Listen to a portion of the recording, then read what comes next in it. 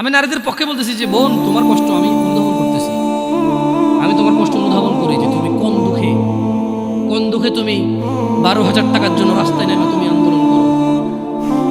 কারণ তোমার ঘরে থাকা স্বামীটা এতটাই অযোগ্য, তোমার ঘরে থাকা ভাইটা এতটাই বেখেয়ালি, এতটাই উদাসীন যে তোমার 4,000 টাকা পুরো মাসে তোমার পিছনে খরচ হবে না, সেটা তোমার ভরণ পোষণ দিতে পারে না।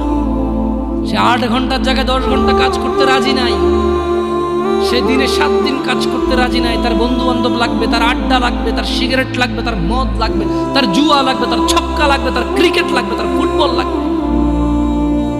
এই সবের পিছনে যতটুকু সময় ব্যয় করে, যে কোনো একটা কিছু বাদ দিলে যারা সিগারেট ধূম পায় তারা শুধু সিগারেটের টাকা দিয়ে বন চলে। এমন বহু যুবক, এমন বহু পুরুষ আছে যারা সিগারেট খায় মাসে 3,000 4,000 টাকা, তাদের বোনরা গার্মেন্টসে কাজ করে। যদি বলে যাবে সিগারেটটা খাওয়া বাদ দিয়ে দিচ্ছে, ওর বোনার গার্মেন্টসে কাজ করা লাগে।